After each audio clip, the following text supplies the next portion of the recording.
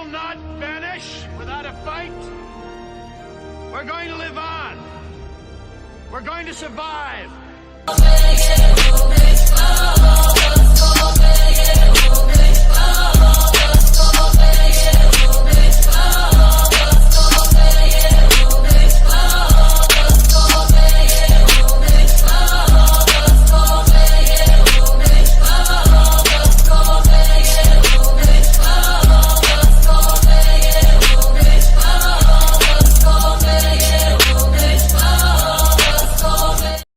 Yo, what's up? What's up? Welcome back. Sorry for the wait, but we are back.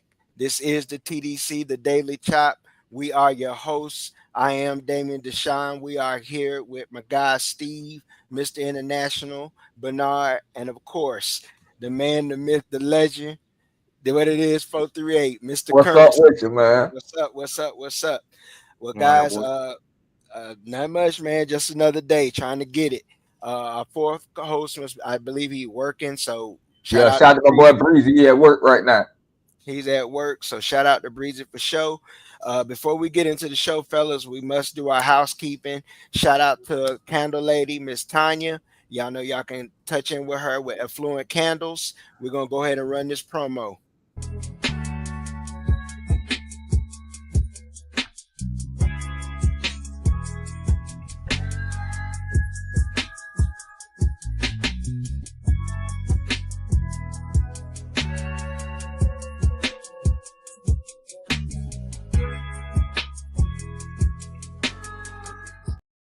Again, that's Affluent Candle at Wonder Woman 850 for all your needs. We know we're in January. February is right around the corner. Y'all know what time it is. It's yam season. Get your candles. Get your candles. Yam season on deck. Tap in with our girl for sure. And also, we're going to throw our next promo out. Shout out to Domo Athletics. Shout out to Domo Athletics. 707 squad with 3-6 James Coleman. Tap in with him with Jacksonville. All the athletes he's building a 707 squad. He had his travel squad, his national squad. Y'all make sure y'all tap in with him. But here's the promo for you.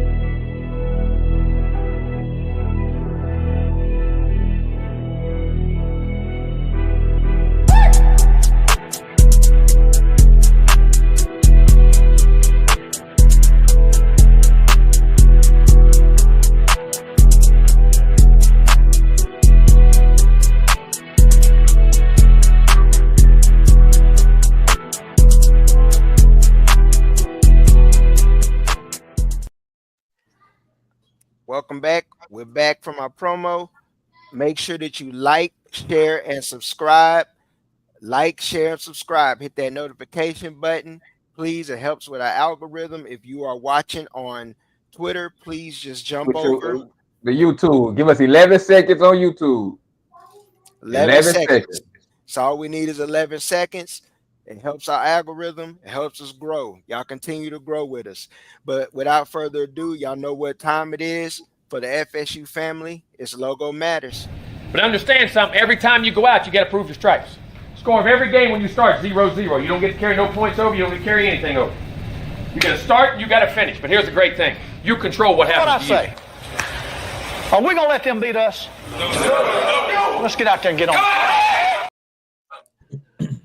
Guys, we closed out the first round of the portal. The I guess you say the fall edition. We'll wait till after the spring portal. But we've discussed this ad nauseum as far as what we have now. It suffices. It's a bunch of fits, especially on defense. We brought in bodies that fit the system, guys that have played in the similar system, so it will help with communication. But we got some other things going on. We're trying to close out. For those who don't know, we did have signing day, but the official signing day is in February. So recruiting is still going on. And as of now, we had three prospects on campus. Zaire Mathis, a 6'5", I believe 225 DN, 6'6", 6'5", something like that, DN out of Philadelphia, Emotep High School. We've had some other players out of that area, I believe. One name is Nick Moody. Josh Sweat from up in the area. Josh Sweat's from Virginia. All right. He came from out of Nazir Upshur, right? Yeah, that's him. Yeah, That's him. Nasir Upshur. Yeah, he came from out of that area, and it was a safety. I just don't remember his name. Some name faces you see on this slide here. Our guy Rasul Faison has already committed to South Carolina, and then the receiver, Keelan Robinson, just committed to was it UCLA. UCLA? Yeah. But outside of that, some other prospects you see on the list other than Mathis is look out for Chasen Brown out of the I believe the Warner Robins area, 6'6", Yeah, Chester six. Brown, 6'7", Yes, 260, offensive tackle. yes, You know what I sir. mean? He liked Gus. He real he committed originally for Gus. He has a good relationship with Herb Hand, and I expect for him to commit in February. I expect for him to commit. I think it was something academically that kind of helped him up a little bit, but I think he got it together, so he should be all right. That's what's up. The gentleman or the young man you see in the very front, his name is Chavez, the Sandman Thompson. He is a 6'1", 310-pound prospect. I believe he's out of Cocoa, plays for Yeah, yeah, Cocoa. Gully, yeah, Yeah, Igali. yeah, We can go ahead. I'm gonna bring this up so we can get a little look of his film to see what we can see. As I switch it over, I'm gonna hit play. We see what we like. If we like anything from him, what he can bring. Uh, like we said, he's violent. He does play and he finishes his blocks. You guys, we haven't seen much film on him. We haven't had a chance to really do a deep dive. So what we see now is exactly what you're seeing. We're seeing it for the first time. Um, what I see, I know I did look up some things. He did play guard, both sides of guards. He can play the interior, all up and down the interior. As a freshman, he did play right tackle, but at that height, we can expect him to definitely be playing interior. He Yeah. also plays the D tackle position too. I think they're looking at him as an offensive line prospect. Um, Definitely good area, good program, solid player. Of course, that area produces a lot of talent. Um, all I can say is, hey, more linemen, the better. You can see there is a change in the attitude and the way the offensive line is being addressed from the height at the tackle position to the aggression and the mindset. They're looking for fits. They're looking for guys that finish blocks. They're looking for attitude. This is just another guy from what I've seen. He's going to finish his blocks and he pops off the screen with his aggressiveness. Technique wise, I can easily say that it's some things that he still needs to work on. We all know that with high school, but yeah. his aggression is just that. But I'm gonna go ahead and take this down. I just wanted to give our viewers a little bit of look at him. Chavez Sandman Thompson. All right, we'll move on over. Gonna bring over. And within the last 30 minutes to the last hour, we got a commit from a legacy. The legacy Yeah. continues. We were just in the spaces with him. Of course, I he was. told you he had his poker face on, man. Yeah, I know. He tried to play it off, but we all knew the expectation was that Junior Antonio Cromartie Jr., son of an FSU legend, another legacy shows up on campus, plays in the same area, backfield, can be a nickel, a safety, corner. A lot of people projecting him as a safety or corner. Steve, Yeah. you know a little bit more about Jit. Yeah. You've seen him on the field, so you definitely can let our viewers know a little bit more about him. Yeah. Yeah, I've been around him for a minute. Known him since my 8th grade, 9th grade. Technique is sound. He's been with the top trainers here in the Atlanta area, and to be honest, a very smart football player. The main issue with him was the length and the size. Right, he's got had this prototypical size. Arguably one of the first DBs that we saw at that size that was able to be fluid. It was only a matter of time till the kid hit his growth spurt. He is only 17. Like his dad said earlier in the spaces, he grew 7.5 inches in the last 6-7 months. And he's got the frame. If you look at his body type, he's got the frame to add on weight. Just like his pop said, I fully anticipate him being 205 here shortly with a college meal plan. And now that he's actually grown into his body, only being 17, I mean, he's played against top competition. His best friend is Julian Lewis. He's been around talent his whole life. He played at Carrollton, runner-up in the 6A state championship game. Kid can play, man. Played at the top 7-on-7 team here in Georgia. This is one that we might look later on and say, hey, we weren't expecting this kid to necessarily be something. But at the safety position, he's not going to be a corner, I'll tell you that much. At the safety position, man, he's got the IQ and technique. Now that he's got this grown into his body and has that confidence, the sky's the limit. Shout out to Crow. Shout out to Dr. Aaron. Shout out to little AJ, man. All right, I'm gonna ask this question. You said, and I know Crow mentioned that he can get up to 205, and it made me instantly think of the hybrid position that Tony likes to use in his defense, that safety kind of hybrid linebacker kind of box guy. Is that where you say he would fit best, up close to the line of scrimmage, coming down, smacking shit? That's probably the best fit for him. I don't necessarily see him as just a guy playing free back there and running around. I see, Carrollton really used him a lot towards the line of scrimmage, particularly towards the end of the year. They didn't have necessarily a lot of size at that linebacker position, but he's a sure tackler. He's not scared of putting his hat in somebody's face. And with that length, man, we see the size. He's probably closer to 6'1" than what they listed. But his wingspan, he's probably has to have like a 6'6", 6'7" wingspan. If you see the kid, his hands are down at his knees. So that's going to help in the run support, and that's also going to help in those tight one-on-one situations between receivers. So. Okay. That's what's up. Let's see. I want to shout out to our choppers in here. 438 usually does his salute here, but we'll start it off and he'll come in. We want to shout out, of course. You can see here now 4-3. Yeah. We got Peter Shields up here. You go ahead. Shout out to Pete, man. What's up with you, man? How you doing, man? Shout out to Pete. Let's see. We got the chat. Dude, I work. They do that have to work from home, and I just wanted to go see. We'll take it. Hey, shout out to Chad, man. Appreciate you for tuning in, man. Shout out to you, bro. Appreciate it. T Murray, another loyal child. Shout out to T Murray, man. What's up with you? Rashad, shout out to you. Salute to shout out to Rashad, man. The real Rashad, not the fake one with that fake picture he be posting on Twitter. Hey, lo and behold. Shout out to Tanya, man. The Florida candles. Make sure y'all go get y'all those candles, man. Listen, tap in, get the candles for the yams, man. I'm telling you, man. Valentine's Day, you feel me? Hey, we know it's kind of low. You feel me out here? Go holler at the candles. They're a good deal, you know. Hey, another one of the myths and the legends. We're gonna have to get him. Shout out to Tiny Hat, man. We're gonna have to get him on with us, man. Yeah. Hey, bringing the show. That's what it's looking like, Tiny Hat. We got to get him on, man. Shout out to Donald Geasley. Shout out to Donald, man. What's up with you, man? Hey, hold on, go back. Go back.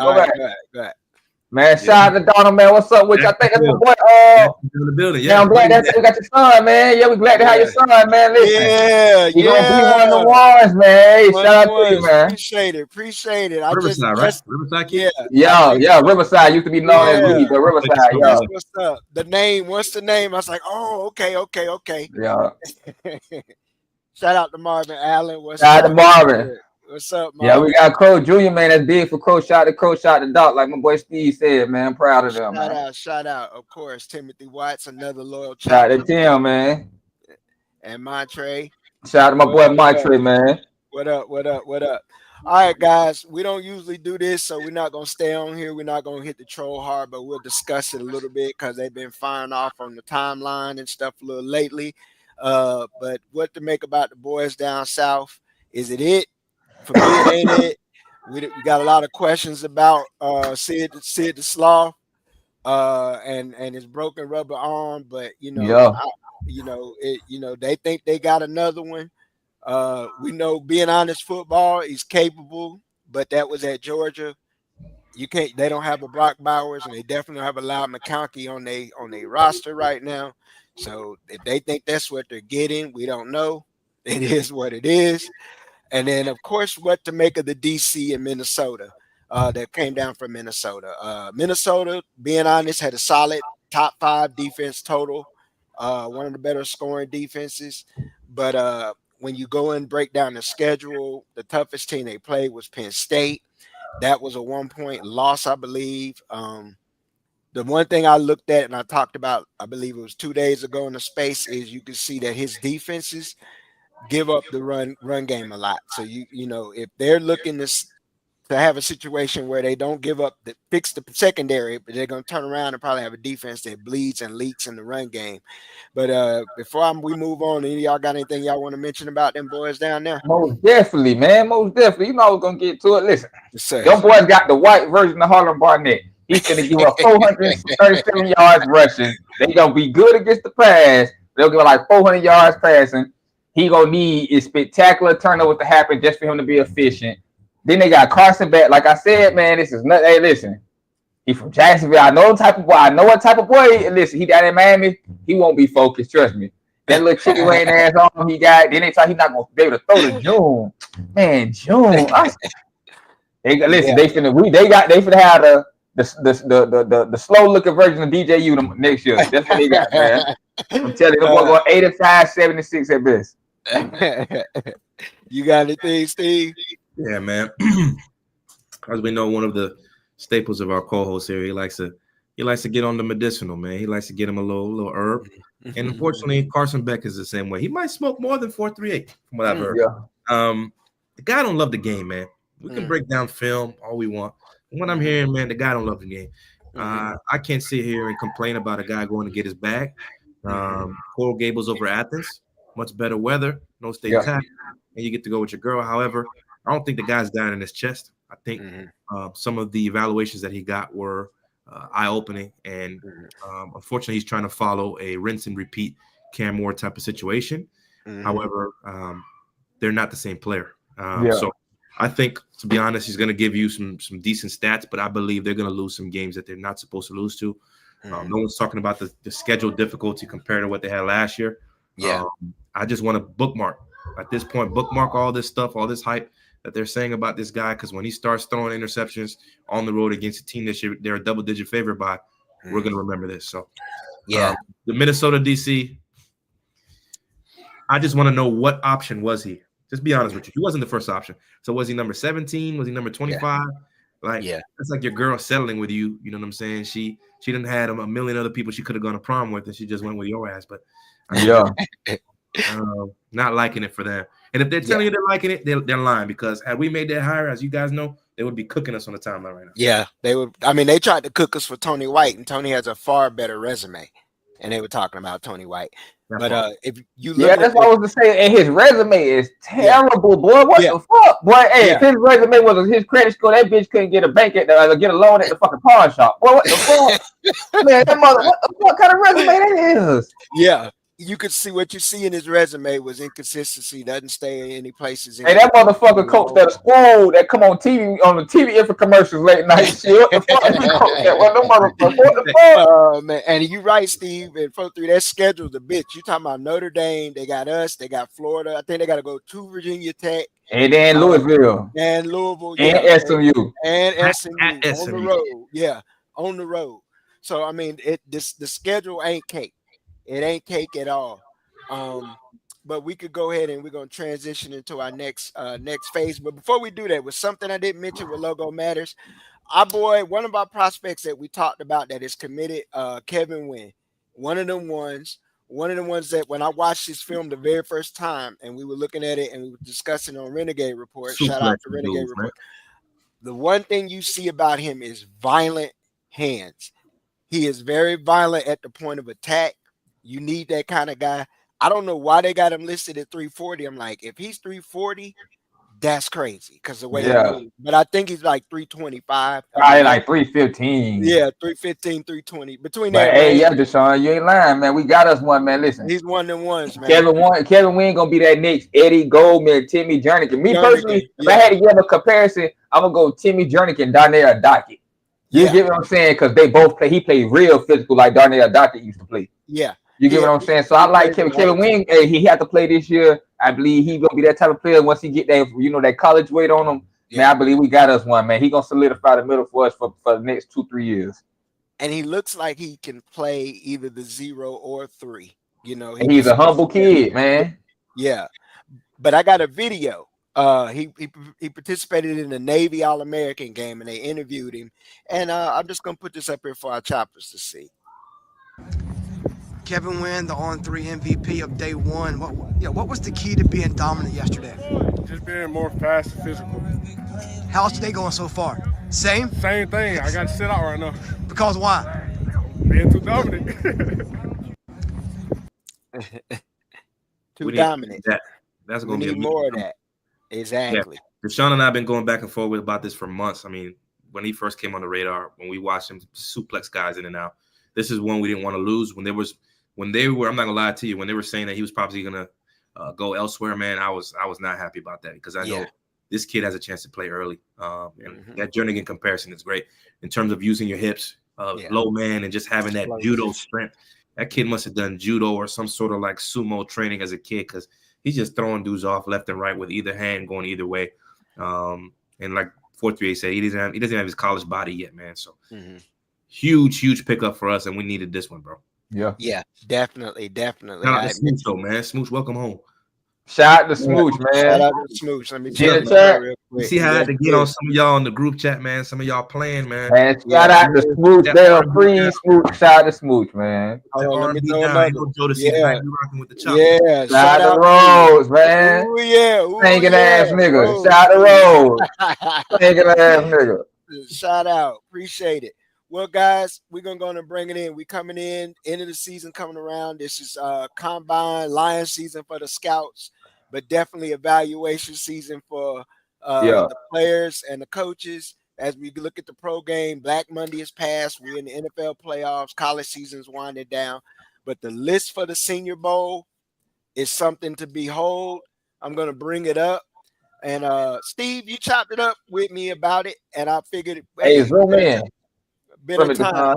Yes, sir. I'll bring it in. Give me one. Appreciate you, my boy. I appreciate you so much. I'll go ahead and roll, Deshaun. This is a phone call we had possibly last week, if I'm not mistaken, man. Last year, I attended Senior Bowl. I think this roster is better than last year's roster. There's a lot of guys behind the scenes, and there's a lot of that are going to sneak into that first round. So a lot of guys are going to be able to make money. We can kind of discuss, if you want, some of the top guys that we're looking at. Obviously, as Florida State guys, we have A.Z. Thomas, who I think is going to test well enough. And based on the metrics, we'll sneak into that first round. Yeah, I think he's like a 27 through 30th pick. Perfect. Exactly, 4.38. Great job with that. And of course, we're going to have Joshua Farmer, who's going to have to go ahead and turn some heads to make some noise. This is where Fisk made his money last year, besides the measurables, right? Fisk came in here and dominated. He dominated so much. We talk about the Kevin Wynn clip. He dominated so much, they switched him to the other team on game day. It's never been done in Senior Bowl history. So that's how dominant it was. They said, look, man, that other team needs help, and you just killing everybody. So if Farmer can make some money to that capacity, great. I'm very confident in that. But there's a couple guys that I really want to highlight, man. Some guys that I really want to talk about. To be honest, I'm looking at Deion Walker, man, defensive lineman from Kentucky, number 0. Yes. A lot of top 10s in the drafts at one point. And it looks like he's a little bit lower. So if he comes in shape, comes in focus, and has that physical attitude, I think he's going to be able to sneak back in there. His skill set, they don't build guys like this, man. You can't find something like that in Toys R Us. His measurables are crazy.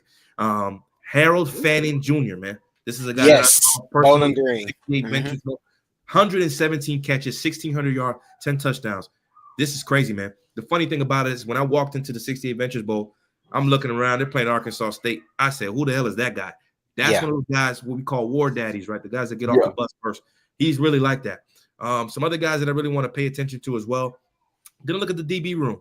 I want to look at Andrew Makuba. I'm definitely going to be looking at Trey Amos. I'm looking at some of these guys to see how they play. Prince Umane, whatever. Left Florida. We want to see that. I'm really watching Jackson Dart. I got my eye on him, man, because it's a weak quarterback draft, and he might sneak back into the first round. But let's really get to it, man. The great white hope, Cameron Scatterbo, man. I want to see him do the same things that he was doing towards the back half of the season, man, because he's a real deal dog. And I just want to be able to go ahead and chop it up with him. So, what do you guys think? Y'all tell me what y'all think. I was trying to see. Go ahead, Deshaun. No. Go ahead, man. And I was just trying to see Colorado list real quick. I think I scroll down there. Bring it up. Let's see. I didn't see most of Colorado's players are going to the East-West Shrine Bowl. Yes, East-West. Which is right before it. But we got a lot of Miami guys, got a lot of Georgia guys in here. Oregon, heavy on the Oregon. Yes. Well. Florida got some guys that sneaked in there. Auburn's got some guys that sneaked in there, but there's a lot of guys. Ohio State. Oh yeah, Lathan Ransom. Yeah. Lathan Ransom, Ty Hamilton. Yeah, okay. Will Howard might sneak make him some money, man. He winning natty, man. Will Howard can sneak into the second round, man. Riley Leonard in there too. The cool thing, and not to troll Miami, but the best thing about going to Senior Bowl practice is those one-on-ones. I want to see if Restrepo can get separation on these DBs. Exactly. We're going to see if he makes money or he loses money potentially. But there's a lot of good players in here that you really want to pay attention to. Smell London, the linebacker at Georgia, he had about a second, third round grade last year. Wasn't healthy, came back to school. Not necessarily sure if he made more money or not. With Smell London Jr. From Georgia, but we'll see what he can do. Dylan Gabriel, man, I don't know. I think this is. I think that shit wise. Yeah. I'll throw out another name I'm interested in seeing. Sebastian Castro from Iowa, another DB that I'm interested in seeing, because of what's the name they took from last year. What's his name that Philly took? I believe. Yeah, Cooper DeJean. I'm gonna Cooper tell you who Yeah. DeJean. is not Yeah, gonna be he was there. the other guy. Kyron Lacey. I'm gonna go on mute. Oh yeah. He's not going to be there. More to be to be continued on that one. That's all we'll say. Brashard Smith is another one. Kyle Kennard. Ted Johnson. I want to see what Ted Yeah, Johnson do Tez from Oregon. Johnson. Yeah, I think from Oregon. You got and like you said, you mentioned Andrew Makuba, but other than the tight end you mentioned for Bowling Green, Mason Taylor, and this guy Gunnar Helm. Yo, Two yeah, other tight Gunningham. ends Yeah, that yeah, yeah. I'm Gunningham, looking to good, make some man. money and move up the boards for that position. Listen, man, I'm gonna tell y'all like this. We have 3-6 coming in there. He just commented in the chat. You know, he's not afraid to ask some of these bad questions. But 3-6, if you're listening, man, Shout out to 3-6. I got $100 cash money on you, James. If you go up to Mason Taylor and ask him about his auntie Joy Taylor and ask if you want to go ahead and get some yams, $100 for you, bro. Ask him about his auntie Joy Taylor, man. Jason Taylor's son. Go ahead. Nasty work, bro. Nasty work. But the three guys that caught my eye were these three defensive linemen from Texas A&M: Nick Skirton, Shamar Stewart, Shamar Turner. You throw in Ole Miss's former teammate Walter Nolan. I mean, this could probably be a really sneaky good defensive tackle. Yeah, all them boys going to draft it, boy. Yeah. This is all them boys because you could get a quality, at least a backup rotational piece in the later rounds, going into the 4th, 5th rounds. I see a lot of talent. Boy. Shout out to Jimbo Fisher for not winning with those guys. Keep going. Oh my gosh! How can you not win? That's crazy, boy. Yeah. Then you add T.J. Sanders, Kyle Kennard. Those are two other names. I mean, this is a really sneaky good class as far as your D tackles and D ends you could get.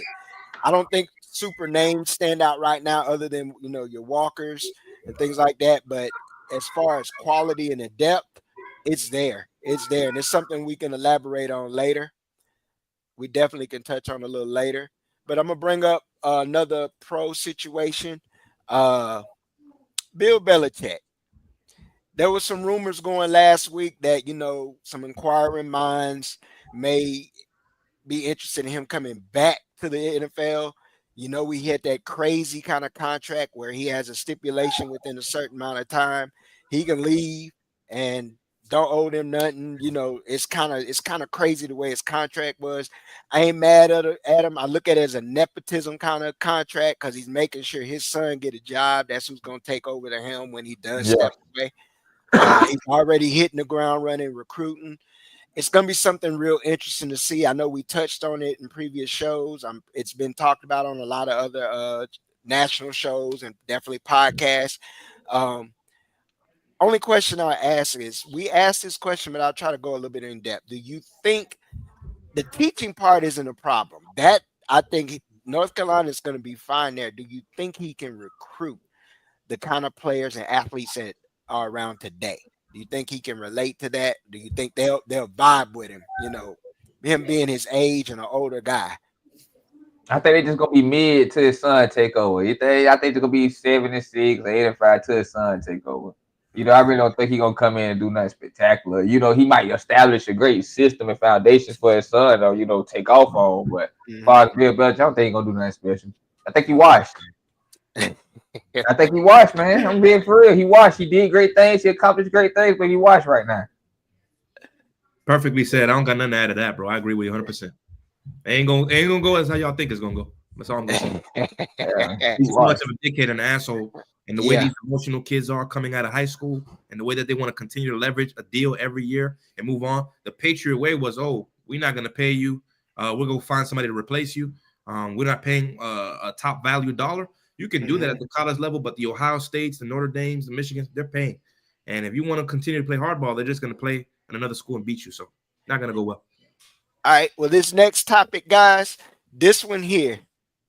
Now, we know there was rumors circulating about the Raiders when they let go of our coach Antonio Pierce. But now that Mr. Mike McCarthy has been relieved of his duties as of today, now the prime Deion Sanders conversation. And when you said dick and asshole, definitely, no Diddy. Jerry Jones, something he likes, something he does, and something he acts like. I mean, You talking about dick and asshole move. You prevented your coach from interviewing with the Bears, only to fire him days later. If that isn't an FN type move, it really is. And I'm a Cowboys fan, so but I'm one of them Cowboys fans that's not nuts and thinks that everything is great. I already know Cowboys ain't going no fucking where until this guy gets up out of the way. And when you're the owner, it ain't moving. He ain't moving out the paint.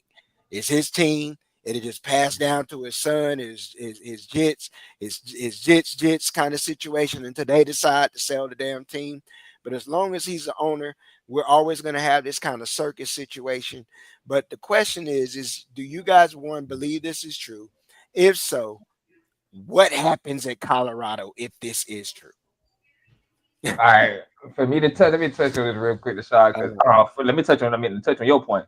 Yeah, man. The shit, Jerry Jones, hey, he running shit like a slave plantation, man. I never seen that before. You feel me? Like, hey, he said, yeah, nah, keep the job, man. You know, you don't interview for the job. You know, I got you. They tell her right next day, nah, just for playing. You know, I just for playing, right? You fired. Like, what the fuck? Like, you feel me? Like, yeah, he have said some wild shit, like you said. You know, he is a dick and he likes dicks. You know what I'm saying? So he's still in that whole plantation mentality. You know what I mean? He still think he selling niggas and shit, you know, but and then to touch on that the prime was to go that it'll sell, you know, Jerry got his money, he ain't focused on winning. You know what I mean? If you can get prime, you can get Shador, work out a way to get fucking Travis Hunter, you know what I mean? It'll sell. Like shit, you'll have people, you'll take maybe like you said what happened to Colorado fan, they'll become Cowboy fans.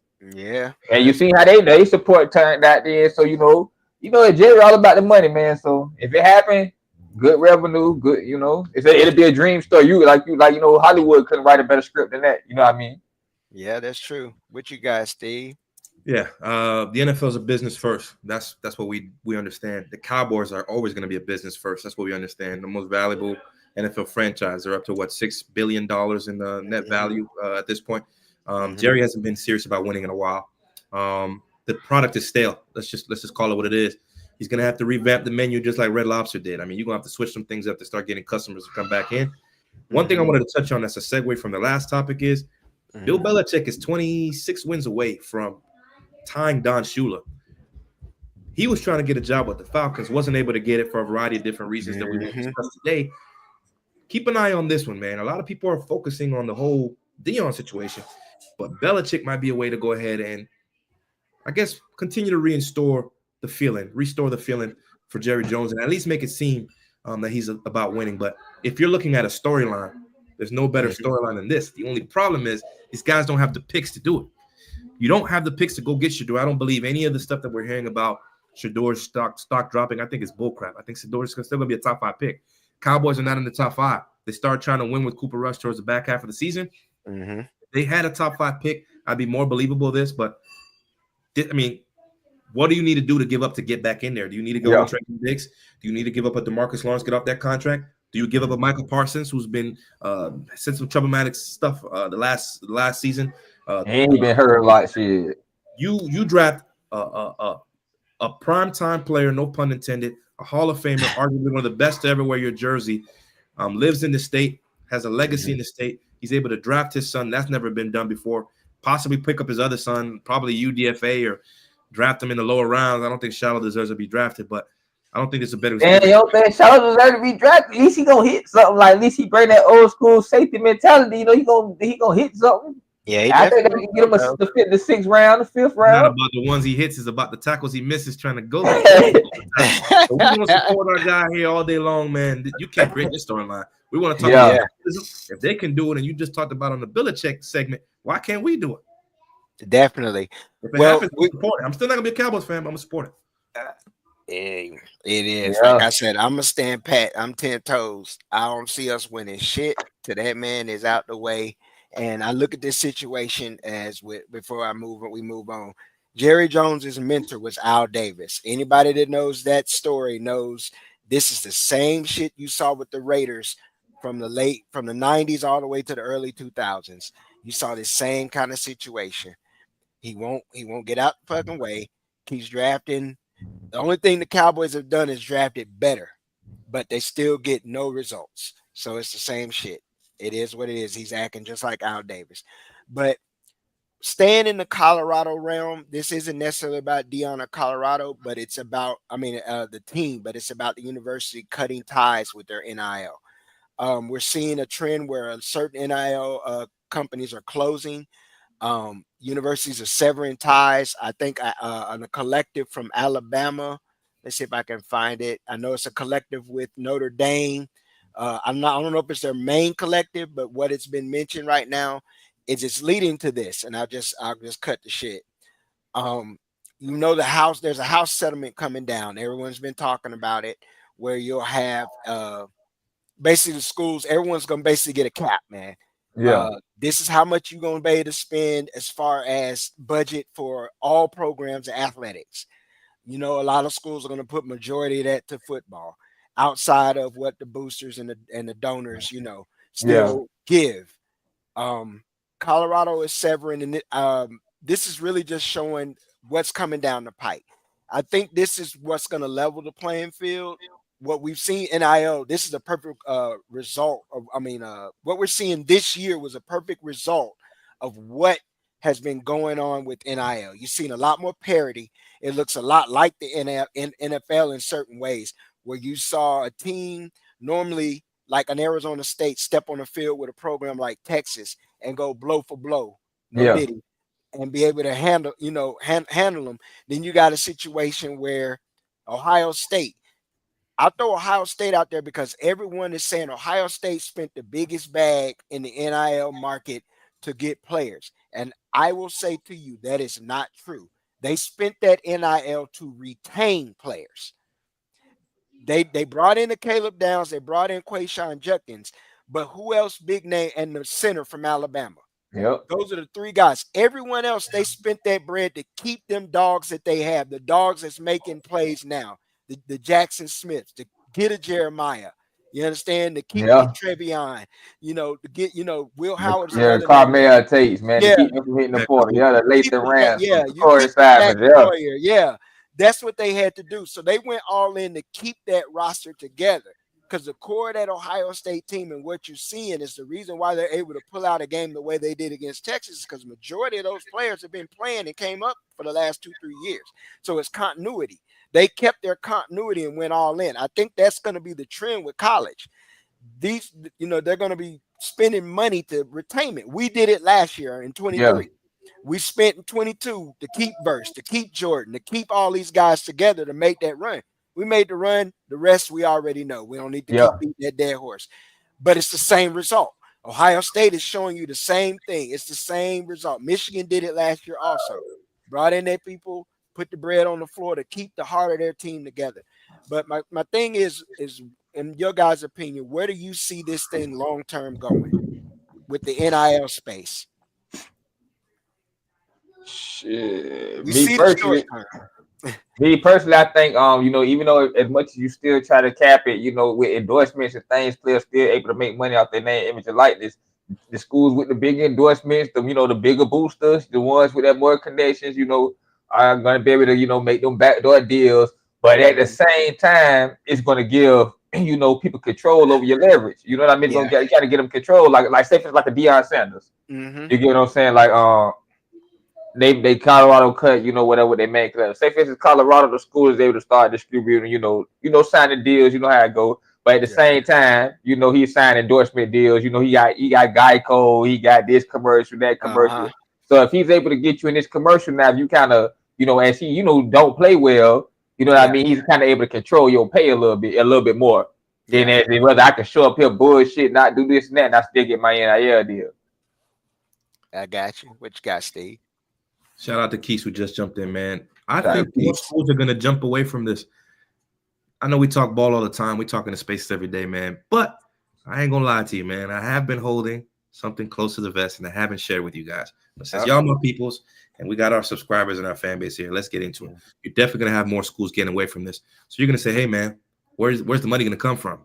Mm-hmm. That's a great question. I want to put you on a company called FanStake. It's about to go publicly traded. Mm-hmm. You can thank me later. What is FanStake, man? Power of the fan bases joining together to raise money. So there's no collectives. The fans raise the money to protect, transfer, retain players, as well as recruiting. This is going to be a game changer, bro. It's a lot of stuff going on in the business world with this. When this happens, you're really going to see guys put their meat on the table in terms of certain fans, certain boosters, and really show you what's out. The money don't got to get funneled any sort of way. It goes straight to the source. We're cutting out the middleman. We're going straight to Escobar. So fans, I'm going to drop a link in here. Something you guys might want to pay attention to because I think it's going to change the game a bit in regards to that. But they're going to get away from these collectives because these are going to be different ways of funneling funds to these players and retaining them as well, like you said. That's what's up. Hold on. I saw something that Tanya put up when she was talking about Shiloh. She said Shiloh need to pick up him. He already don't do my boy like that, man. At least he's hitting. Say he need to join the audio video club with his brother, huh? Yeah, he need to make a hit song. Shit, he see what LaMelo did. He need to make a hit song. Shit. Yeah. Whoa, James said, "Talk about my cap." That stands for cold ass pilgrim. In case y'all didn't know. Yeah. So the caps moving forward are cold ass pilgrims. YC's in the building. Well, Yes, as we transition to one of the best segments and our favorite segments of the show, y'all know what it is. It's time for that top 5.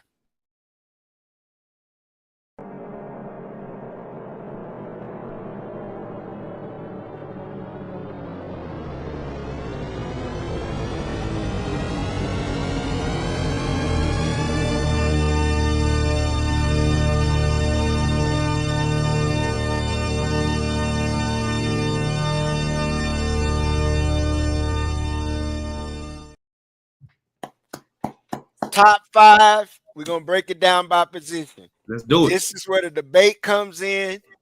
We're going to go position by position. That way we can kind of keep down that one argument that we always want to have. Who's at the pinnacle? Who's the top guy overall, right?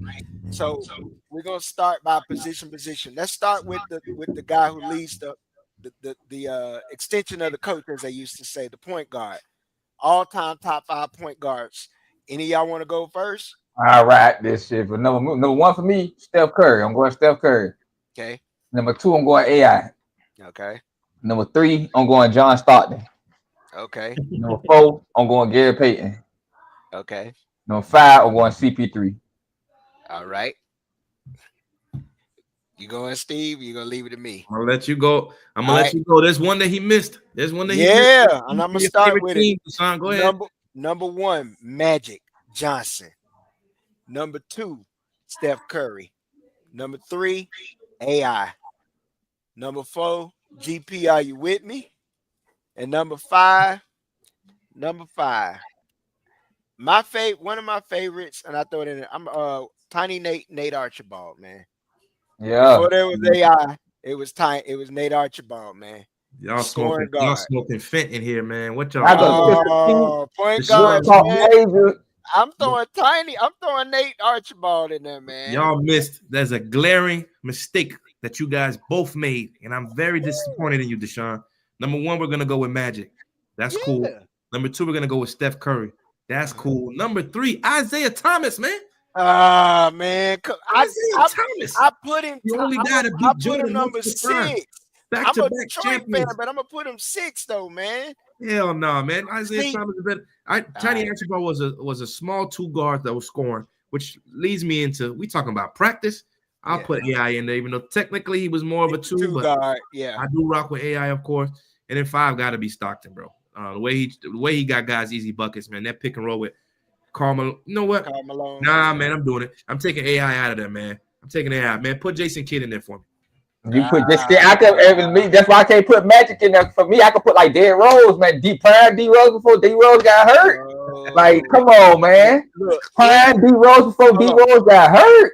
Oh my God. Hold on, bro, because we can debate Zeke. We can debate it, but there is no debate. There is no top 5 point guard without Magic Johnson in there. None. That's y'all top 5. My top 5 are going to be like his son, 438. I heard what you said earlier.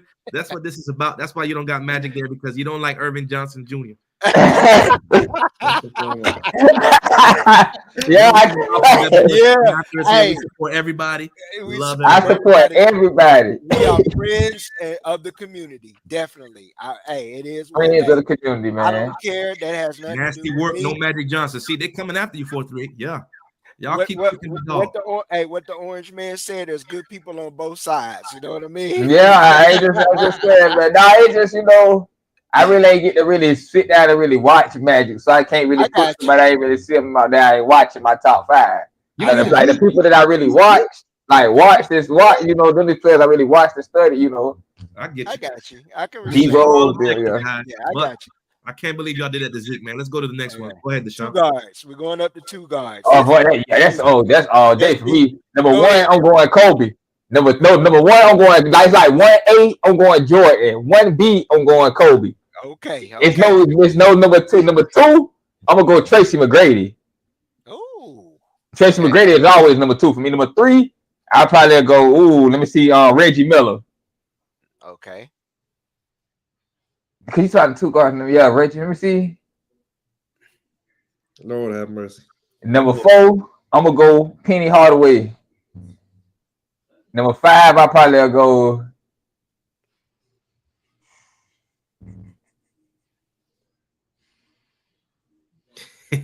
Damn, let me see. It's so many. It's so many. It's so many you can So put in there. many. Yeah, we got It's top so five. many. Like, It's so many, man. I know there's a lot. You could throw AI in that list for you since he was Yeah, a if two. you As well. want oh to. yeah, did I throw AI in there? Yeah, but T Mac damn sure gonna be in my food. That's T. Come on, boy. Shout out to OG Deloach in OG, the he say building. Magic, Zeke, J This is Kid, advantage Stockton, Michael, Ray Richardson. Michael Oh, Ray you threw out a Richardson. classic. Yes, Michael Ray. Hey, Shout out to defensive Rob, man. wizard. Michael Ray Now, hey, let me Richardson, go one of next, the only man. guys that give Jordan hell. I can't let 438 continue to disrespect legends over them. We got to do something about this, man. 438, man. Whatever you put puffing on, send that the other way, man. Man, I'm going Mike number one. he got that good. Yeah. I'm going Mike number one. I'm going Cole number two. Dwayne Wade number three. Yeah. Okay. I forgot. I was gonna put him in there, but Yeah, exactly, man. We don't get us in trouble, bro. his statue ugly, man. I ain't like his statue. I'm gonna go Clyde Drexler number 4. Ooh. And then He never 5. be boring. 5, I'm definitely gonna add Allen Iverson in there since I didn't have him in my point guard conversation. Got you. All right. The reason why I add Clyde in there because he never beat Jordan. Okay. I can get you there. Yeah, he only Clyde got 2 rings, man. But yeah, but Jordan wasn't playing. Jordan wasn't playing. He never beat Jordan. Yeah. Tell me who T-Mac beat. Man, but T-Mac, you try ball, you put the ball in the basket, do it. That's the T. Come on, man. You try skill position, man. Come on, man. T-Mac, man. T-Mac carry almost every team he had, man. Come on now. Don't do that now. T-Mac, come on, man. Trust me, I had that Magic jersey. I had them T-Mac ones, man, with the shell toe on the listen, man. Prime McGrady doesn't get hurt. McGrady has a chance to knock off Kobe if he never gets hurt, but yeah. All right. For me, of course, Jordan 1, Kobe 2, D Wade 3. Ooh. Now it gets interesting. It gets Ray Allen. We didn't put Ray Allen. I'm not putting Ray Allen in over my number 4.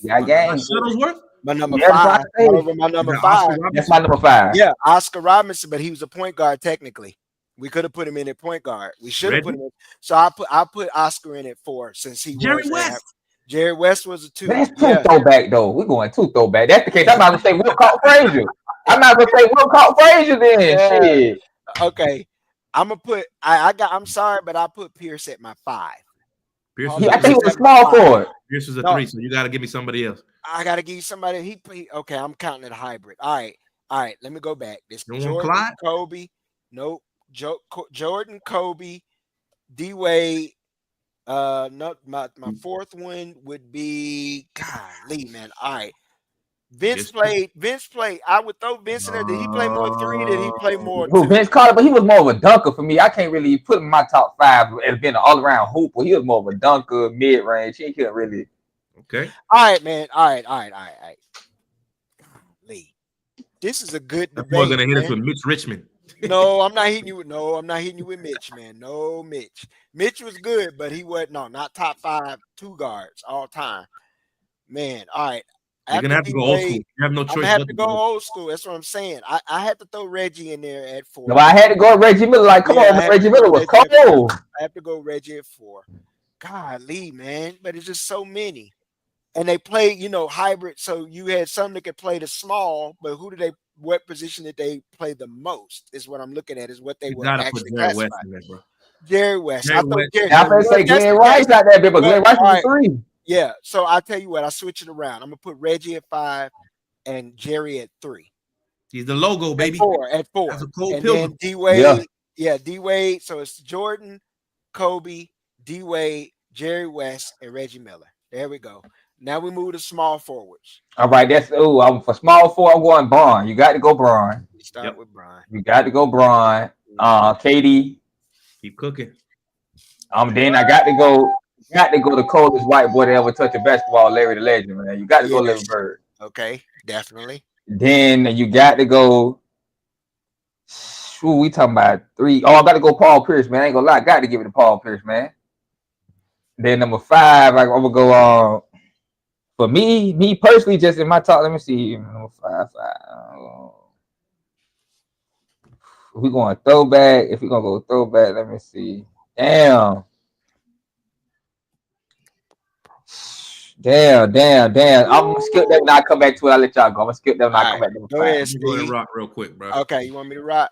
All right, I number got it. Number 1 is Brian. Yep.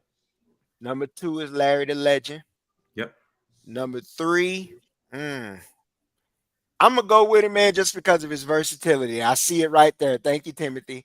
Scottie Pippen, number 3. I was gonna say Pippen. Yeah, Scottie Pippen, because he was always assigned to guard the toughest offensive player on the team, and he took a lot of pressure off of Jordan defensively. We being one more missing besides Pippen. Outside, of course, Paul Pierce, number 4. I throw Pierce, so that's LeBron, Bird, Pippen, Pierce, and then 5. You know what? I'm gonna throw a name out there that doesn't get a lot of props, and I'm probably gonna get cooked for this. I can say Neek, Dominique. Would you qualify? I'd say Neek because I was gonna say he played majority power forward, or he played small forward, but he was Neek small. So not Dominique at 5. Oh, I got my number 5. I promise I forgot. It slipped my mind. Melo, hands down. Melo top 5. Nobody other. Yeah, hooping. Melo gonna put the ball in the hoop. Melo top 5 all day. All right, Carmelo, go ahead, Steve. LeBron James, Larry Bird. I'm gonna go Julius Erving, Dr. J. Yes. I'm gonna go to Iceman, George Gervin. And I'm gonna go. I'll probably go Pippen, man. Pippen did it for a long time, even when he was in Portland. As an old man, he was still balling, bro. So I'm gonna throw an honorable mention out there too, Steve. That we don't. It was who I was gonna throw out until I remembered that 5th one. And that's Bernard King. Didn't do it. Yeah. But had he had the surgeries and the doctors these days, he would have been fine. Yeah. Once scoring machine. Man was him and Alex English also. Okay, let me throw a couple of honorable mentions out there. Right here, when you go to Power 4, I know you're about to give me another one, 4-3. So go ahead. But after this, Power 4 top 5 is gonna get real ugly, man. Go ahead. Yeah, let me give you two honorable mentions. I'm gonna say for me, Pedro Stojakovic and fucking shooter. Fuck, I'm gonna say Glenn Rice, man. Glenn Rice when he was in his prime, he was a hooper. Glenn Rice was cold, man. Steve Smith, a lot of ballers. And point guard, you know, we forgot Nick Van Exel. Grant Hill has a Grant Hill. I forgot about Grant Hill. You know why I left Grant out? Because he didn't the injuries. It's the same thing with Bernard King. Those and Jerry Stackhouse, same thing with Stack. Yeah, those injuries kind of shortened. Yeah, Stack was all right. It's time to get. I like bigs. I like power forwards. I can do this. Yeah, this is about to get ugly though, because am I going first? Y'all going? I go for me. Number 1, power forward all day. My personal opinion: Tim Duncan. Big fundamental, hands down, going Tim Duncan. Number 2, Kevin Garnett. Prime Kevin Garnett, boom. Number 3, I'm going Dirty Dirt. I'm going Dirk Nowitzki. Hands down, I'm going Dirk Nowitzki. Number 4, I'm going I'm going It's gonna be easy, man. You got 2 left. I'm looking for 2 names. Let them rock. And me and you got the same one. I ain't even got to go if you drop these 2 names. Damn, let me see. Let me see. For me, I'm gonna go. Damn, it did get you. Nah, at the end, hold on. Let me see. Yeah. Nah, hold on. I got it. I'm gonna go. Thinking about it, it's the same way the national media thought about it for a long time. Yeah, let me see. I went to this. They said no James Worthy. Hey, Big Game James was that boy too now, but he was. he's not gonna be in the 5 though. He's not gonna. When you talk about He wasn't on his my position, small 4 or 5. No, not. But he played a lot of power forward too. Man, He me in my top 5, I was gonna say damn, but I don't want to do it. But it's just my top 5. I'm gonna go Sheed, man. I'm gonna go with Sheed Wallace. Okay, I'm gonna go Sheed. 50 points. I give you props for that one because of the Pistons. Because Sheed was the first player that really was a modern day what it is now. And back then, She'd give you 30. Yeah, I got to go with Sheed Wallace. That's my friend. Then number 5 for me at damn man. Charles Barkley. No, I switched it. Let me switch that.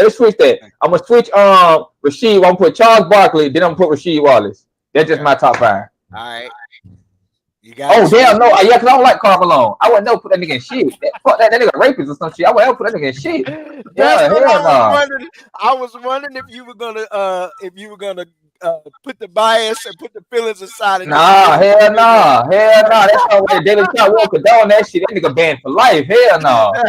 What did you say? F end of the century, right? Yeah, for life. Yeah, to the next dimension. Shit, hell no. Go ahead, Steve, man. You got it, bro. Tim Duncan has to be number 1, and I hate Tim Duncan. After Duncan, bro, I'm sorry, bro. Karl Malone has to be on my list, and I don't like him either. Karl Malone got to be on my list. That elbow, that pick and roll, man scored 30,000 with his eyes closed. Karl Malone is number 2 for me. Number 3, I'm definitely going to put KG in there. One of the most versatile forwards of all time. Dirk Nowitzki, can't not put Dirk. Basically won a championship by himself in Dallas for the most part. 5 is where it gets real tricky at that point for me. I mean, you got Ewing. That's center, man. Ewing was a center. Yes, Ewing was a center. Okay, that's fine. Yeah, you can keep it there. Damn it, man. Do I go Barkley? Do I go Kevin McHale? Do I go? It's one more name.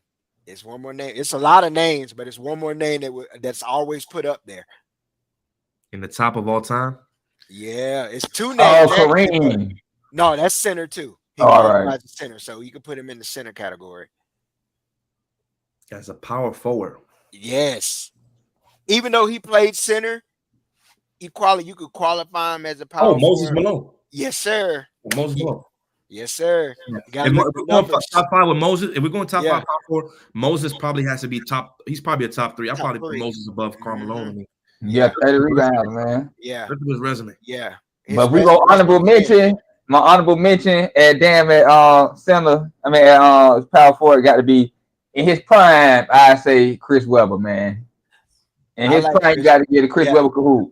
In his prime, he was one of the ones. You got Amari Stoudemire. You got Giannis. Anthony Davis. Anthony Davis. Sean Kemp, the Rain Man. You got a lot of different dudes.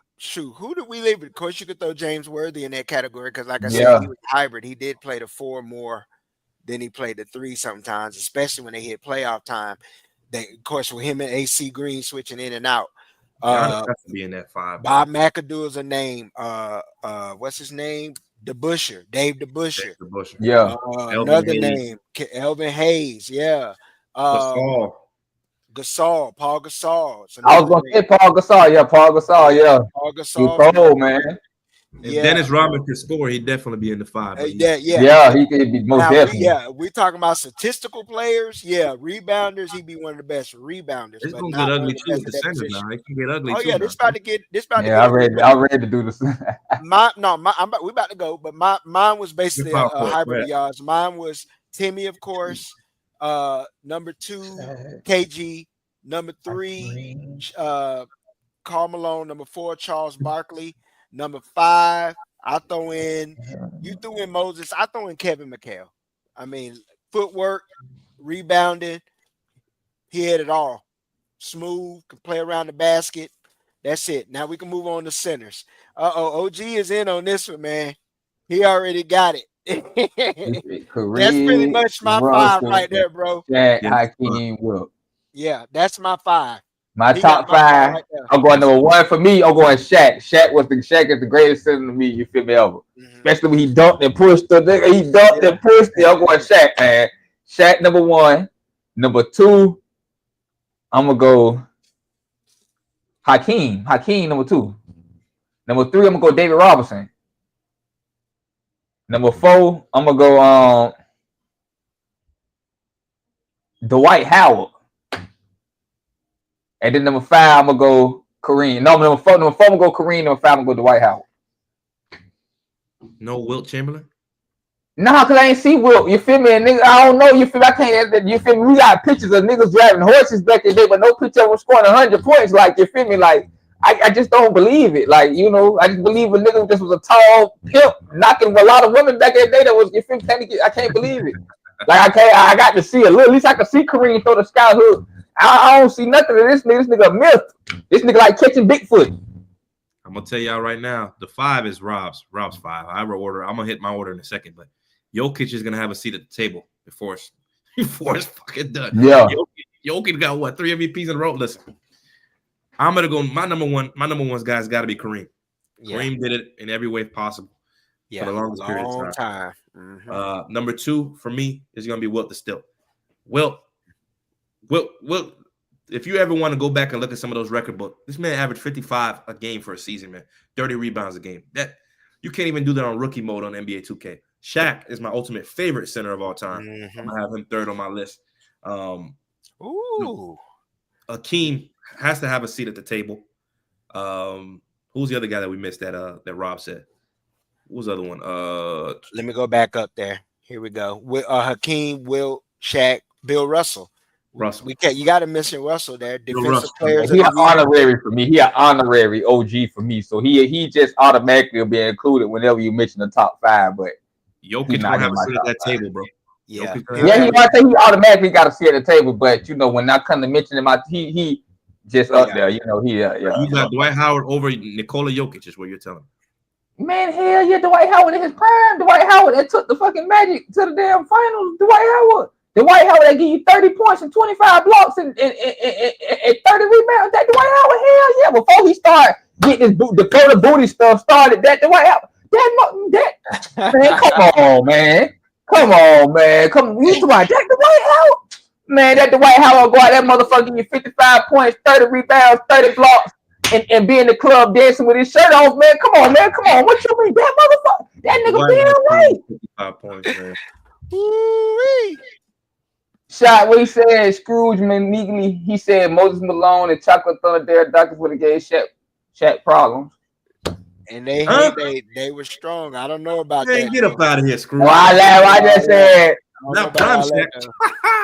I can't go for that. List can handle Prime Shaq. None of them. No, not Prime. Jokic, not Prime Dwight Howard. Come on, not Prime. Prime Dwight Howard will bully all these men. Prime Dwight Howard can bully all these niggas in the NBA right now, man. Prime Dwight Howard, Jokic wouldn't get a shot up, man. You talking about Prime Dwight Howard? Hey, Jokic is crafty, man. That motherfucker moves at his own speed. You know what? Prime Dwight Howard. Hold on. To 438's argument, non-prime Dwight gave Jokic problems in that 2020 bubble championship run. Remember? And you talk about Prime Dwight Howard. I don't think people realize how good Prime Dwight Howard was, man. This nigga was literally a 20-20 machine. The nigga going, he could stumble, go out there and stumble into 15 and 20. Like, and he still had 10 blocks on a bad night. He had him in hell. He did put him in hell in 2020, man. He did. I give him that. He's older, out of his prime. You want me to tell you what he averaged? And you tell me if it's hell. Go ahead. That man averaged 27 in that series, man. Look up the Dwight Howard stats. Show me the Dwight Howard stats. Not prime. He talking about in that series. I'm trying to Steve. Tell him that's Steve. Show me the Dwight Howard stats in his prime. You want to know like his highest averages? Like the Magic's, like his Magic prime years. I don't know if that's going to be. It's not going to be on Jokic, but I will hit you with that for sure. It's not on Jokic's level. I'm going to tell you that. Scoring wise, 04. So when you want to start? Like when he first started, or when he's prime? In his prime. When he carried them to the finals. The most points Dwight Howard ever scored was 22.9 points a game. Mm-hmm. How many rebounds? 14 rebounds a game that year. How many blocks? He got probably about 3 blocks a game. Yeah, 3 blocks a game. From a bag. That's why he wasn't no shooter. He had no jump shot.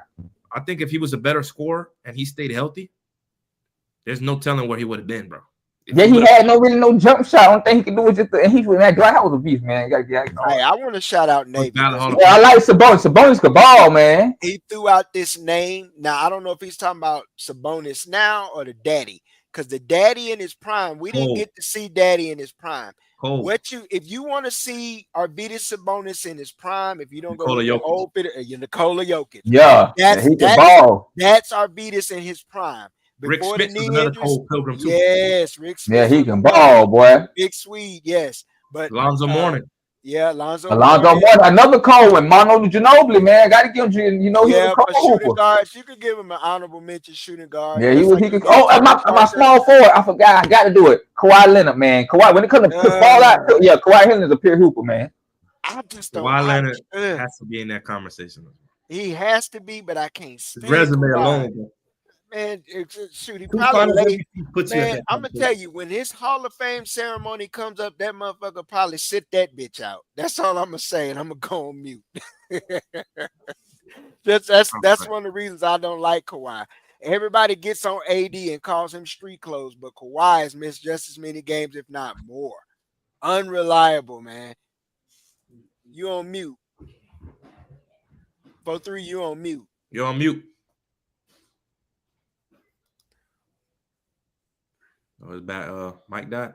Yeah, did his mic die? Yeah. All right. But we keep it going. Coaches, man, because we could touch real quick on the coaches. Top 5 coaches all time, NBA. You're gonna have Popovich, you're gonna have Pat Riley, you're gonna have Phil Jackson, you're gonna have Red Auerbach, Chuck Daly, and Red Auerbach. Yeah. Red Auerbach. For me, I got to go. Y'all can hear me? Yeah. We can hear I'm gonna go. Number 1, I got to go Phil Jackson. Mm-hmm. Number 2, I got to go Pat Riley. Mm-hmm. Number 3, I got to go. No, I'm gonna see. I don't want to do Pat. I'm gonna switch Pat. I'm gonna do Pop at 2. Mm-hmm. Pat Riley at 3. Mm-hmm. Number 4. Man, I got to say Steve Kerr, man. You feel me? You got to put Steve Kerr in there, man. You got to get what he's done. I'll take Chuck Daly out and put Kerr in there. Yeah, you got what Steve Kerr done, man. You got to give it to him. OG with me, man. Yeah, and then number 5, man, I'm gonna go. Sorry, Rob. I'm gonna go. I don't know about 5, man. I don't know. I'm done with 5 coaches. Yeah, they're my top 4 coaches. You know what? I'm gonna throw a name out there because he didn't win though, but he was one of the winningest coaches. That's Jerry Sloan. Yeah, what he did in Utah, and then what he was able to do. Yeah, he quit. Yeah, my top 5 winning coaches go Mike D'Antoni, man. He quit. He got in an argument with a player and said, "Fuck this! I'm going home. I'm taking my ball. I'm going home." That's how his career ended. It was between him and Darren Williams, and they got into an argument. Yeah, like, fuck that! I'm out of here. Jerry Sloan. Yeah, 2 shots at it. You couldn't beat the GOAT, man. I'm sorry, bro. Yeah, but he was able. Think about it. He was able to continue on even after Karl Malone and Stockton left. You remember he had AK-47 and then Deron Williams and Boozer. So he was able to keep it going. It's just he just could never get it. It's like what is it? It's like Lenny Wilkins. That's another great that couldn't get over the hump. Jordan, Larry Brown. That's my 5th coach. I like Larry Brown, man. Well, I ain't really like him, but I like him. You know what I mean? Like, I got love for Larry Brown. You know, he coached one of my squads. So my Detroit squad. Yeah, I like them Pistons. Yeah, I like that team. Yeah, them Piston teams, man. I loved them. Shoot, man. But we can move on. We're gonna go to our next 5. This is for the little inner child and all of us. Top video games, favorite video games. Hey, I still hit the sticks every time, now and then, and get on it with my jits and all of that. I know we all probably still dabble in it. Everybody still take a little time. It used to be frowned upon, but shit, if you look at the way technology flows and how this shit is being used in simulation just for you to learn how to fly a plane, fly a drone, all that shit. If you're a kid that grew up with Nintendo and Atari, what it morphed into and what it became to what it is now with Xbox and PlayStation, you still can function in this. It helps you transition to function with technology today. It helped you. All them old heads before that, they struggling. Some of them struggling. But if you grew up in that video game age, technology is not a big issue. But let's get into it, man. Top video games, favorite video games all time. We can category them, or we can just go. No, we can go all in. We can go all in, just all Okay. top 5. I'll do this one, bro. This one might throw some of y'all off, man. No, GoldenEye why not? 007 on N64, man. That Oh, GoldenEye, boy, I Yeah. got a lot of good memories with that one. Yeah. Of course, we can't have a list without Mario Kart. No way you can have a list without Mario Kart. Mario Kart got to be on there. Or whether you want it, one be it, you could put the original Super Mario Brothers on Nintendo with the duck shooting and everything, or you could put Mario Kart. That's two. But I'm going to take 2 spots right there. So I'm going to go GoldenEye. I'm going to go that. Sorry, man. I got to go ahead and do it. No matter what. No list is good without a Madden, right? You pick whichever one. Yes. My personal favorite, Madden 2003, Madden 2004, Marshall Faulk on the cover, or 2004 with it was 04 with Vic on the cover, or it was 05 with Ray Lewis when the hit stick was first introduced. I think Vic was playmaker mode.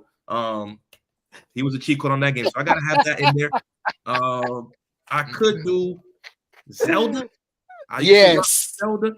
But I could really go deep into the Final Fantasy series. Pick one out of there. Yeah. Whichever one you want. Okay. You sound like my wife now. I'm gonna move that out the way because his brother's talking here. There's got to be a GTA in there, whether it's Vice City or San Andreas. It's got to be a GTA 3. Yep. There's got to be a Call of Duty in there. Y'all pick which one. And I'm gonna tell y'all what hit like crack in the 80s when Halo first came out. Yeah. People was on Halo heavy, man. That was probably carrying the Xbox series by itself at one point. But I'm gonna let y'all rock out what y'all got. Number one for me, I'm gonna have to go. Just know one of my top 5 games all time. Go NCAA college football. Yeah. Number 2, I'm gonna go Mario Go Karts. Number 3, I'm gonna go Grand Theft Auto. You got to go Grand Theft Auto just for me. Just because I'm not helping me. Number 4, I'm gonna go Gears of War. Because when the Xbox 360 came out, Gears of War wow. Okay. Got to go Gears of War. Number 5, Final Fantasy. Because my brother played that all the time to the point where he played it so much when I was a kid. When I got older, that's all I like to play. Like, Final Fantasy. And then for like a 5B, I'm gonna go 5B. I'm gonna go. Give me. Do it. Give me Assassin's Creed, man. Give me Assassin's Creed, man. When Assassin's Creed first came out, PlayStation 2, give me Assassin's Creed. Can I get y'all honorable mention, bro? I'm sorry. I'm sorry I did this, man. Go ahead. The young one in me would have been mad. Mortal Kombat, bro. Hell yeah. That's what I'm saying. I was going to try to go across the generations of it because there's no way you could leave Mortal Kombat, Street Fighter. I don't even know how to put a 5 in. Def Jam from Def Jam, Tekken. But for me, definitely like you 438, NCAA. How can we go without mentioning? We all love the 2K series, but you got to go back to the NBA Live. You got to go back to NBA Live coming up. NBA Live 96. NBA Live 96 was the first time they had the players' names and shit in there. Like you could create the players and shit. So you had that. You had the Game Genie. It was on. What about NBA Jam? NBA Jam was that was fun in the arcade. Oh, NFL Blitz. NFL Blitz. Okay. NFL Blitz. Oh, Navy getting in this one. Yeah. Navy. Star Fox. Star Fox, Sonic, Double Dragon, Golden Axe, Altered Beast. Man, I'm throwing out Red Dead Redemption. Yes. Medal of Honor. Tanya throwing out Super Metroid. Yes. Yeah. See, y'all throwing out that OG shit now. I'm loving it. That's that OG shit for sure. I'm Crash Bandicoot. The original Mario. Crash Bandicoot. Donkey Kong, bro. Donkey Kong. The original Sonic 2. Yeah, Sonic 2 on Sonic and Tails. The one with Sonic and Tails. Yes, sir. Yep, I had to say Game Breaker. Yes, Game Breaker. Game Breaker. Of course, we know Bill Walsh was NCAA before NCAA. NFL Street. Mega Man. Mega Man. Who threw Mega Man out there? What the hell? Yes, Rogue. Oh, that's Ray. Mega Man for sure. Shout out. Ooh, what about this one? Appreciate it, Caleb. You ain't an OG on Genesis if you don't know what this was. Streets of Rage. What about I don't know about that, but what about Taxi? Nobody threw out Taxi. Taxi, yeah, I remember Taxi. Crazy Taxi. Yeah, Crazy Taxi. They hitting us with a good one. Shinobi. Yes. And I'm like you, Navy. I never beat that shit either. That shit just got harder and harder. I don't care what they made it for the PlayStation 2, 3. It just got harder and harder and more difficult. Anybody remember this in the arcade? Not this one, but Sly Scooper or EA Big Game. That's another one. Ninja Gaiden. Ninja Y'all Gaiden. remember Ninja Gaiden? Yeah. Yeah. Yeah. It was a That was two-player game. old school arcade. Yeah. NBA Street. Yes. Oh, let me throw that out. NBA I saw Street. that. I saw that. Hold on. Yeah, you know I had to put NBA NFL NBA Street. man. NFL Street, Ricky Williams on the cover. Kung Fu. That was an endless damn game that was hard Man to said damn beat Contra, too. bro. Soul How Calibur. old What is y'all know about Timothy that Watts, Soul man? Calibur? Soul Calibur, loved it. Soul Calibur. Still love it to this day. I'm gonna throw out another one. Classic that we didn't even mention. Mike Tyson's Punch Out. Punch Out. Fight Yeah. Night. Yeah, Fight Fight Night was And sick. it's coming back. With Fight Night's Bernard coming Hawkins back on the next cover. year, Hey, yo. I'm telling you Bernard now. Hawkins. I'm gonna put it up like this now. I'm gonna tell you. When WrestleMania that game 2000, drop, man.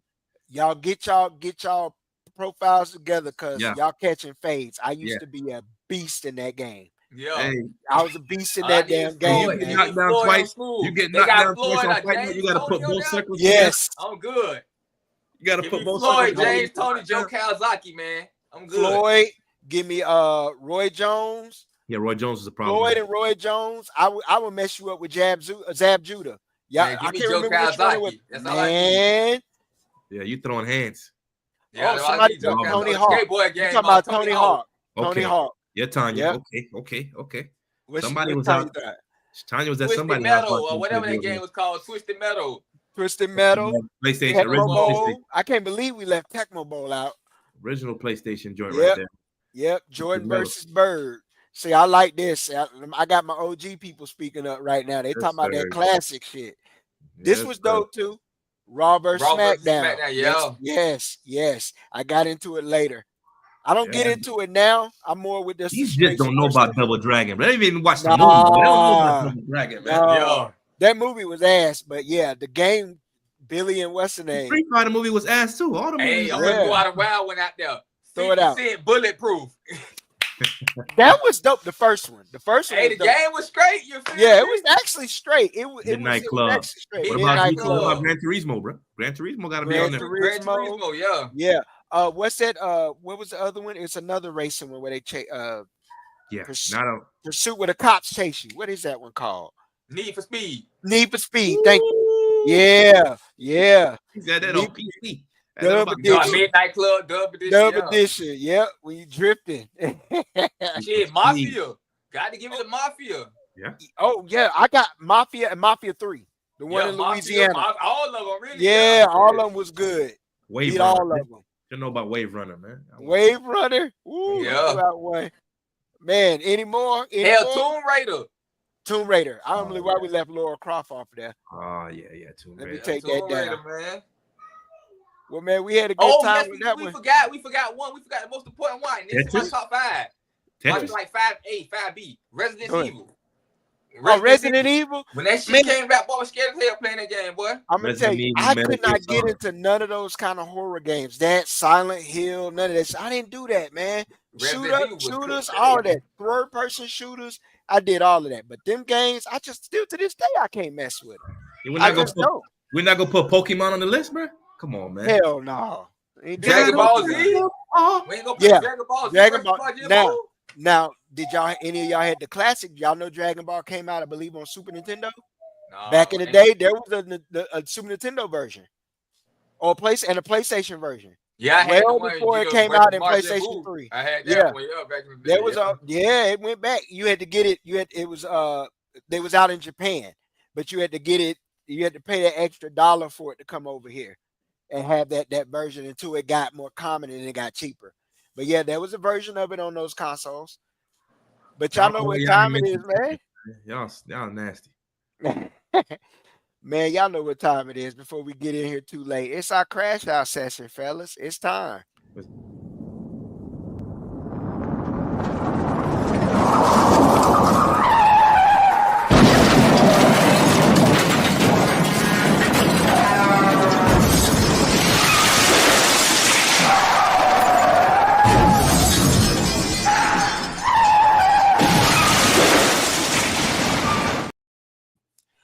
Well, guys, y'all know what time it is. It's a crash out.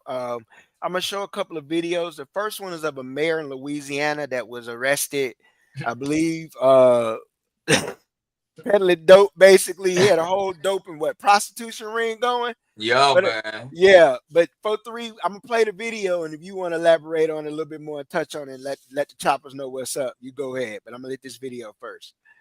As we brought you earlier in the show, this video is from just a few moments ago as Bogalusa Mayor Tyron Trung was released from jail. He was arrested this morning on multiple charges after what officials call a months-long drug trafficking investigation. We'll continue to cover this story and have more on the WUPL News at 6:30 and on the WWL Louisiana. You know a little bit more about it. This is I really don't know too much. I just seen the article and I read so much into it. I believe like he was paying for, I guess, his colleagues to get some, get the yams and paying for other substances for them, funding, houses to have parties and buying, all kind of stuff. And he was right in the mix, you feel me? Like he was in the middle of it, but that's all I can really elaborate on. I really haven't did too much homework on it. Yeah. Okay. I'll add to it. 4-3. I mean, task force, they hit him hard, bro. We're talking opiates, high-grade marijuana, THC products, MDMA, prostitution, and you use social media to distribute drugs and manage payments. Listen, guys, politicians have been doing this stuff for years, okay? This guy got jammed up. He's a young black brother. Hopefully he gets it together, but they've been doing crooked stuff. Politicians are probably more crooked than a regular criminal. Yeah. Anyway, the issue is not that he got caught. That's one issue. The real issue that comes along is the guys he had around him that helped him get caught. He didn't do all this stuff. But he's going to get attached. There's going to be charges attached to him because of who he was associated with. If you're going to really finesse and do stuff like this, have the right people around you, man. Y'all seen the clip. Them guys look like somebody, if you were a cop, you'd pull them over just off the strength. They look like you a mayor and you hanging around with some guys that look like they look like they live under the bridge here in Atlanta. Like, what are we doing here, bro? You got to be smart about that, bro. You're a 25-year-old mayor. Like, you had who knows where his career would have been, right? Maybe this guy would have been the president 20 years from now. Yeah. It's over with now, buddy. Good luck with the next re-election, man. Yeah. We see it throughout. Yeah, if Trump went back in that bit, he might win it with Hey, you don't got the complexion for the connection. You get you're done with, bro. You gotta be squeaky clean to get a big position like. I mean, this is bad, man. This is real bad. All right, this next one. He's innocent to proven guilty. Yeah, free him, man. Free him. This next one is a little close to me because it's being a hip hop fan that I was and I am. This group is one of them that's synonymous with my 20s. This is one of the things that my wife and I, before we were married, that we bonded off of. But the Dips is at it once again. Jimmy and Cam going at it. We got this video from their show. Shout out to Cam and Mace. Not from Harlem, Jimmy. He's not from Harlem. But I'm gonna play this for our choppers. Really know you. I know them. They don't really know. Yeah. When they don't press you, you became friends with Oh my God. So now you're the lobby boys. But I'm gonna hit this real quick. Let it play. Hold up. I never needed nowhere to stay. You act like niggas on your couch. You was a fan, nigga. You begged us. You are a fan, nigga. A fan. We didn't grow up with you. I am from 140th and Lenox. I am from NFL. Up the block was 40 Wolves. Lou Simpsons, I'm on 142nd Cross Square. D. Ferg on number 8th Avenue. I don't see you around none of this. Shout out to my nigga, what's the nigga Final Four Billy and them? You're not from none of that. So you can sit around and act like you've been around all this Harlem shit and everything. You ever see somebody from Harlem try to act like they from Harlem so bad that you got to keep saying, I'm from Harlem? Niggas from Harlem know who's from Harlem. You don't have to keep saying you from Harlem. So that's first and foremost. All this, niggas was on your couch. You were fanned out and you begged niggas to come to your house after you heard all these mixtapes. That's how you got in, nigga. You was so cool. And we was like, Jomo's a nice guy. Mace like, I think I'll teach him how to rap. Mace actually taught you how to rap. Literally. He taught you how to rap. You say it. Matter of fact, bring up the clip. Mace helped me learn how to rap. Mace taught me how to rap. Mace actually showed me, he was the first person to show me how to rap. Mace actually sat me down and showed me the magic to rap. We taught you how to rap, nigga. How you ran the whole organization. How you made Diplomat. Nigga, you ain't make none of this stuff. You was a fan. I put you down because you had a free crib and you was a nice guy. That's how you got down originally. Period. Now, to the next point. This all started because I asked 50 Cent a question. Cool. All right, I'll take it away because it's long, but y'all can go ahead and find it on the timeline. Man, it hurts, but it ain't the first and it won't be the last time that they squabble. I mean, this is sort of like a brotherly squabble. Get a little heated. They took it public, but the thing about it is, being up there at that age, like, we getting too old for this shit, bro. It's time to sit your ass down somewhere with that nonsense. And like, he right, Jimmy almost 50, but you about to run. Cam ain't that far behind, bro. It's like, hey, let's be a little more civil. Y'all can handle this shit offline, but just the whole makeup of it is just what Jimmy said, and then it's just back and forth, man. It's just crazy and it's wild to me. But you guys got anything y'all can add? Y'all want to add on it? Y'all welcome to. Man, them boys been stay going at it, man. But Cam, in my personal opinion, man, I agree with Cam, man. Anybody Jimmy kind of get into it with, he do kind of, be friends with, damn, like everybody putting hands on you and you cool with, like, you feel me? You can't always be that, but I'm gonna just speed less on that relationship, man. I just rocking with Cam, man. Yeah. Yeah, this is not from Harlem, man. Just the lesson of the day, you not from Harlem. Hey, he's not from Harlem, man.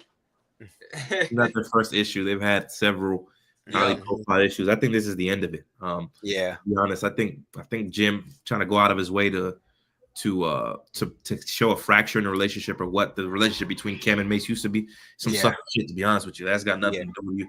Both guys are way more successful than Jimmy's ever been. Jimmy's been more popular with his wife on Love and Hip Hop than he's been for making music for a long time here. I'm always gonna side with Cam. This is sad, man. If you guys I know they had a Dipset reunion a couple years ago, and then of course that freestyle, Jadakiss and them went ahead and destroyed and buried them in on live TV or live internet feed. You're not gonna see Dipset perform again. I think those guys already had business issues. This is over with now. Cam's making too much money. I'm always gonna side with Cam. This guy got shot and ran a video with a chinchilla with a goddamn sleeve on his arm. Yeah. Cam is legendary in the culture. Jimmy is the oldest YN in the game. He's trying to dress with. He's trying to wear the young. Exactly. You gotta let that go, bro. Like, exactly. Find some grown man fashion. I don't think there's too many guys that are pettier than Cameron. This is the wrong guy to come out. Wrong guy, because that's his area. You don't want no smoke with 50, because he's gonna bury you. Cam is probably another one as well. Obviously, Kendrick, we know that. But like, it's a shame, bro. But you're not gonna see no more there will be no more Dipset reunions. I don't know what's going on. My favorite Dipset guy, Joel's, man. Sorry, but you know what's going on, man. That new Little Baby video.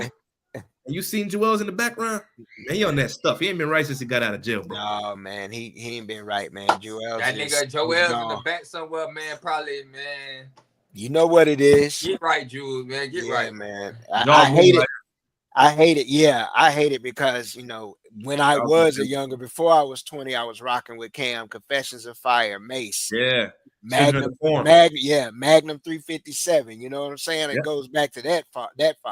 And that's even what you said, touching on Mace. Jimmy's relationship with Cam was one where he already shared it, but his relationship with Mace dates back to when they were Jits. They grew up. They played on the basketball ground, got it out the mud together. Purple Haze and Killer Season. All of that. All of that. When it was Murder Mace, not just Mace and Betha, when it was Murder Mace. Yeah. Like you said, Children of the Corn. When we talking going back to the Big L days. Rest in peace. Yeah, rest in peace. So it's always gonna be Cam for me, but it hurts because I'm a Bird Gang man too. Dipset, Bird Gang all day. It was always that mixtape after mixtape. Up in Harlem. It was. He had a run, and that they were one of the groups that I knew a lot of people from down here in the South they vibe with. Because everybody has their regionality, and not a lot of some Southern cats don't vibe with everybody in New York, but Dipset crossed over into that. They went out of their way to collaborate with me. Wayne, Exactly. a lot of young guys Exactly. like Joel's and Wayne's mixtape. I mean, that's legendary. That even Master P, you know, they did it with him when he did they redid the About It and all of that, man. Yeah, like yeah. I mean, it wasn't a mixtape that they didn't do that wasn't hot. You're talking about Freaky Zeke, goddamn. Yeah, they don't do those Adolph collaborations. Aguilar, yeah. French Montana doesn't come out like Petey all Crack. these guys. Yeah, man. So it's sad, bro.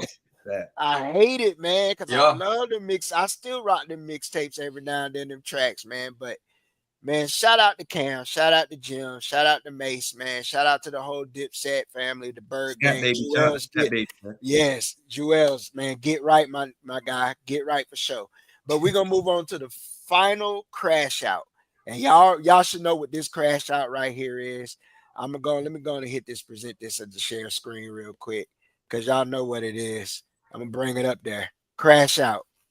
Kyron motherfucking Lacey. I mean, I'm not gonna knock all LSU receivers because we know we got Jefferson, we got Chase, but you got questionables with your boy Beckham.